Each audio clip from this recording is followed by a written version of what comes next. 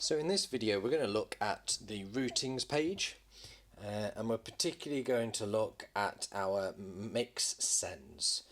So we've got, what I've done is the first way of looking at mix sends is where each individual channel is being sent.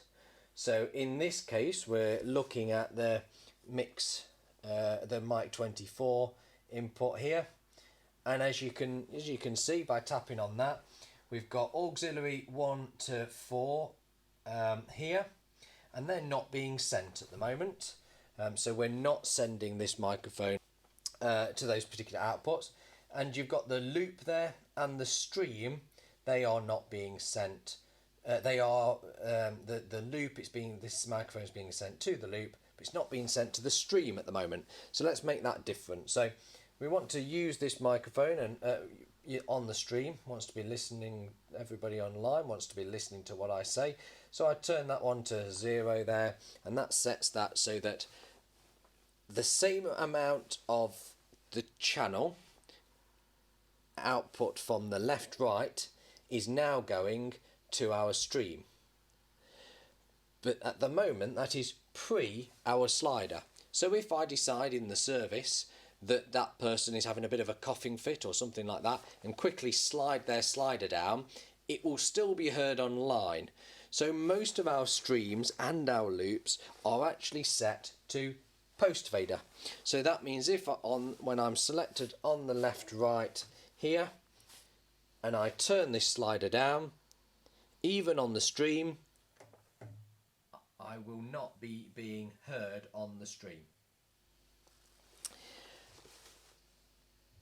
But I might have an ambience microphone which I don't want to I don't want to go through the front of house. So in that case you might have those set to pre, so that the output from that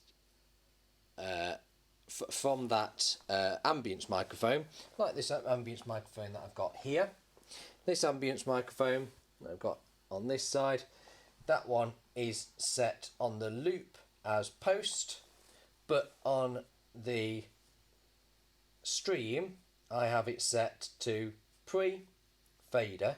And the reason for that is that all the time that ambience microphone is going to the stream unless I use the mute button here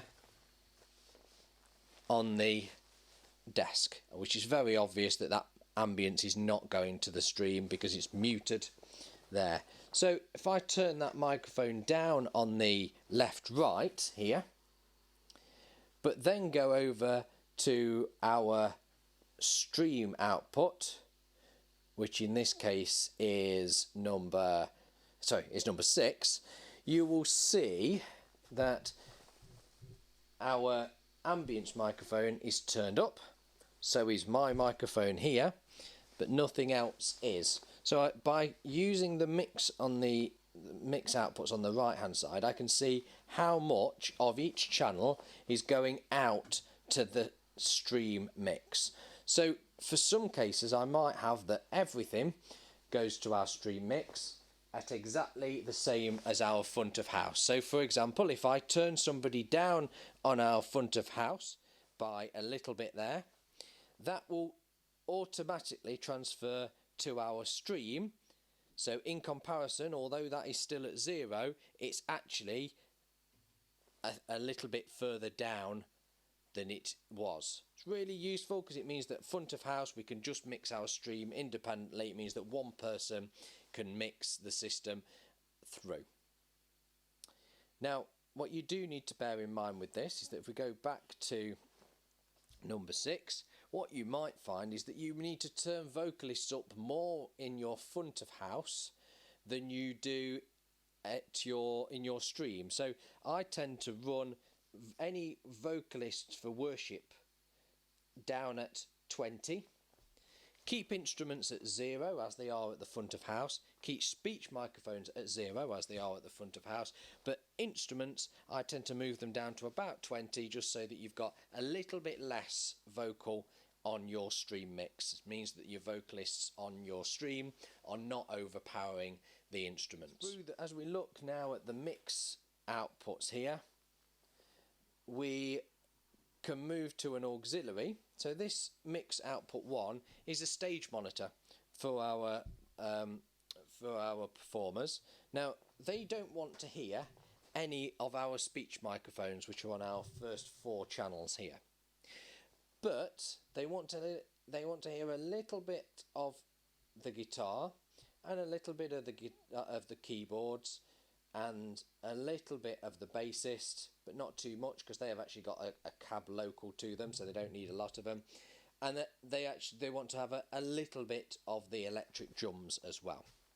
So we might set that up, and then they ask for example, they might ask for a little bit more on. They want to hear a little bit more of their guitar. Now, what I would tend to do is just tweak down the other inputs going in and see whether it's actually that they've got too much of everything else that they can't hear what's going on, what they're actually playing. The other thing that they might want is some vocal microphones. So they might not want to hear themselves sing through their speaker, but they might want to hear the person who they're harmonising with. Or they might want to hear a little bit of that and a little bit of the backing vocalists. So that then becomes the form of our foldback monitor. So they've got no speech microphones through their foldback monitor. They've got they can hear their own guitar that they are playing at the forefront of everything. A little bit of the guitar and the bass might be what they're hearing there, but then not a lot of not as much of the electric drums, for example. But then here you've got a little bit of the person who they're harmonising with and a little bit of backing vocals, and then none of the other channels that we're using there. So that's our auxiliary outputs there, and how to use auxiliary outputs.